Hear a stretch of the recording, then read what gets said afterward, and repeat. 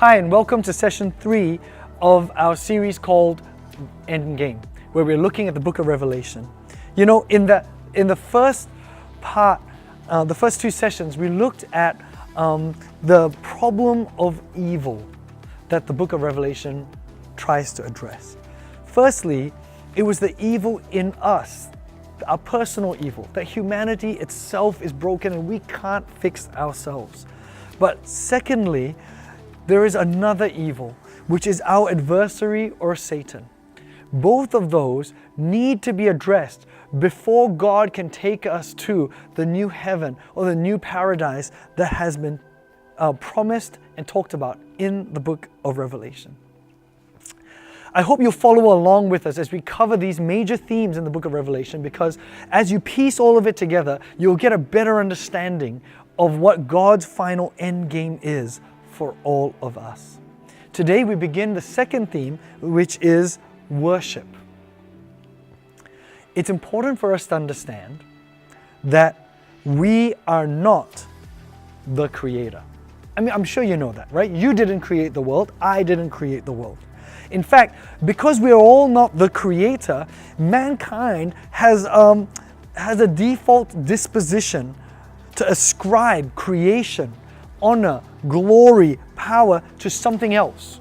So all of us, we will either ascribe creation to science or chance, or maybe we will tell a story about a god or a myth and ascribe honor, power, and creation to that.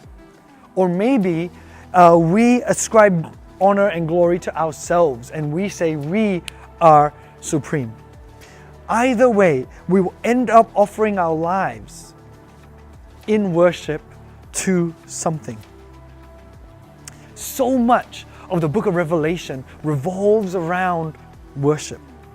We get that picture of the throne room in chapter 4 when you start the book of Revelation, where it's all worship.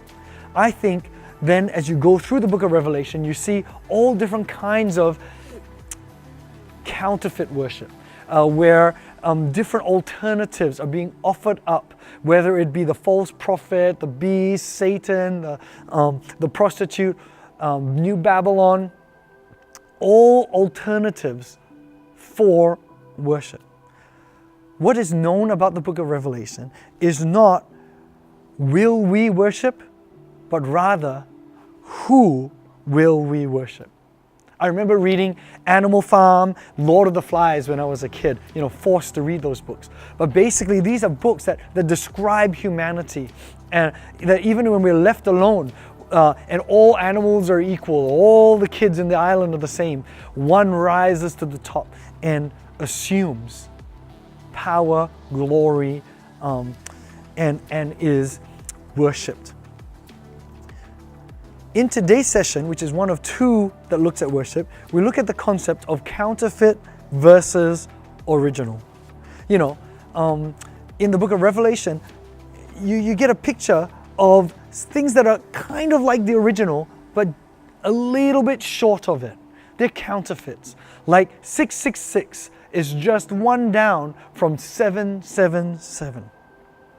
And I came back from a mission trip in Asia, and I'm sure you know as well as I know that there are cheap counterfeit imitations out there in our world.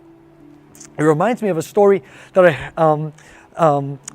of someone who may or may not be in my family, who was chatting with a bunch of other teenage boys in my car, and they were talking about one of these guys found online a cheap AirPod. One of those Apple Bluetooth devices that cost about $200 and something, right? That can connect wirelessly to your phone. Anyway, this guy found a site that was selling them for $20. And he was like, oh, this is such a good deal. I'm just gonna buy it. It's just $20. It'll be such a great bargain.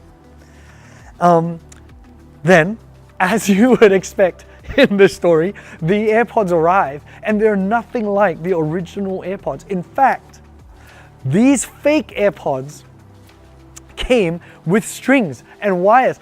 It was just a normal earphone, cheap earphone that broke after a week. Clearly, it was not the original. Sometimes though, Now, even though this is a story of a small, some light-hearted issue, sometimes in the bigger issues of life, we bet on something that is fake. Here's a good rule for life. If something is too good to be true, it usually is. There must be some catch somewhere. You see, the promises of a counterfeit is that it's a good deal. Wow, what a great bargain. Look at all the things that I could offer. But the real original, the real thing is always expensive. Sure, the counterfeit can be expensive too, but the real thing, it's never cheap. That's the point the book of Revelation makes. In the book of Revelation, there is a huge price to pay to fix humanity. It will not be done cheaply. That's why there's so much disasters and imagery of destruction. If you look at salvation, that was bought for us at a costly price. The very life of God Himself. Then if you look at our theme, the theme of the book of Revelation for us for this year, faithful and true. Faithful and true will also be a costly endeavor. Revelation chapter 11 introduces us to the witnesses who end up being martyrs for the faith. You see, it is not going to be cheap. Revelation it paints us this picture that the imitation is cheap and the real thing is expensive. But at some level, I'm sure we all get that, right? I mean, you get an introduction in Revelation 9 of the dragon, the beast, the false prophet, which kind of make up a fake trinity. And then Satan tries to portray that he's God, but he's not. I think the presence of fakes in our world makes it all the more important to have a good judge. Sometimes we read Revelation and we don't understand why judgment is necessary. We read and go, why does God have to do all these judgy things? Why doesn't He just be a nice, smiley God? Well, if you use the airport example, without judgment, the fakes thrive and there is confusion around. You know, N.T. Wright tells a parable story of a family that lives in a small town and they get cheated on. Right? Their place gets seized and they have to pay protection money. And they've got nowhere to turn because that whole town has become corrupt. It's become a corrupt system where the cops are involved, the local judge is involved, the neighboring, the neighborhood is all involved in cheating this family.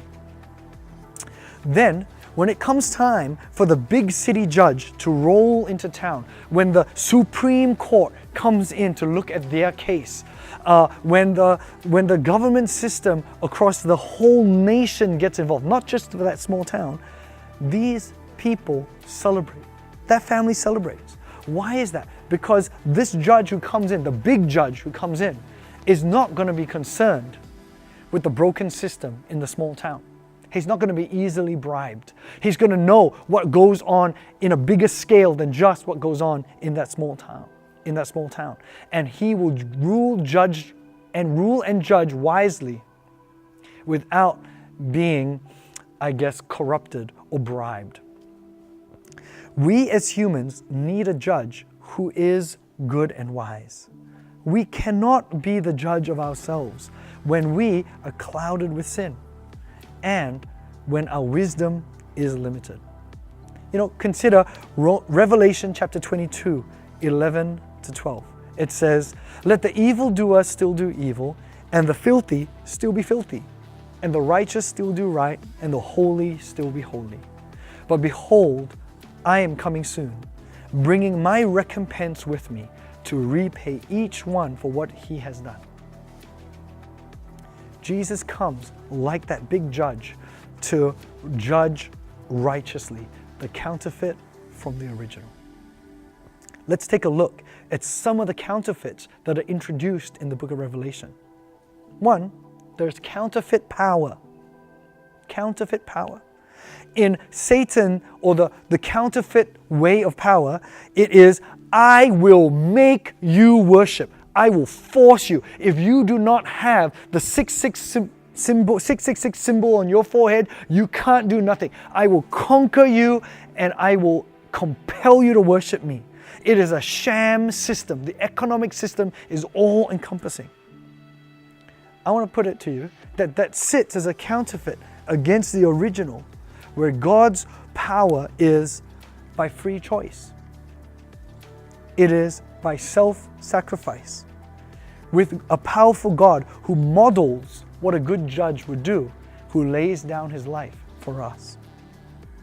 That God would so love this world that he would lay down his own life. A second example of counterfeit versus original in the book of Revelation is with love and the marriage metaphor, which we will cover a little bit later on.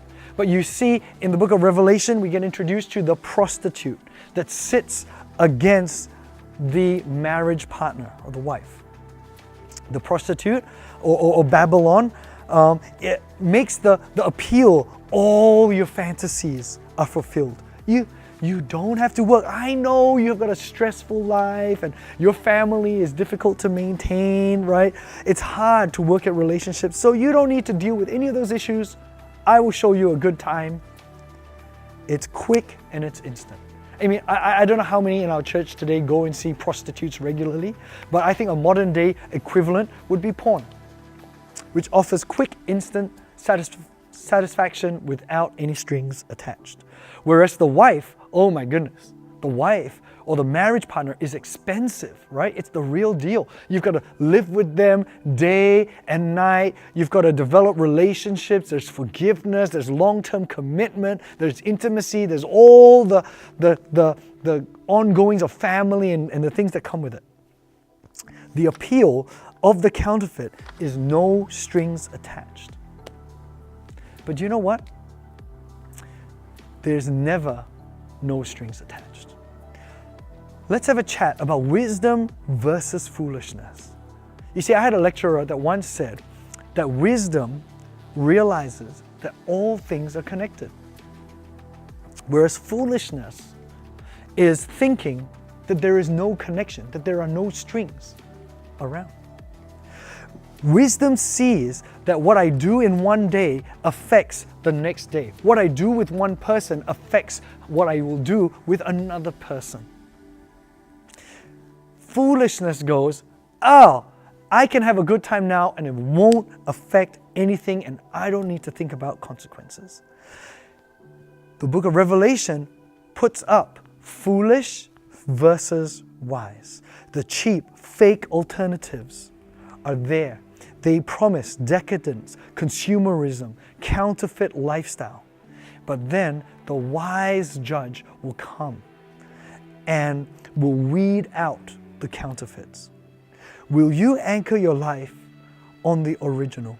Will you be like the 144,000 faithful and true, which, by the way, is not a literal number. It is even explained to represent all the children of God.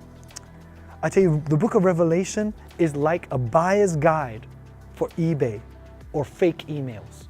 It tries to paint a picture of what the expensive original will look like and tries to show you the kinds of tricks that the counterfeit pitches to you. It's like if you get an email from a Nigerian prince that asks you for money, don't do it. The book of Revelation says, if somebody comes up to you like a prostitute and offers you all these things or comes up with counterfeit power, don't fall for it because it's not the original. How will you discern? Because God's end game is to judge the counterfeit. I hope you have a fruitful discussion. God bless.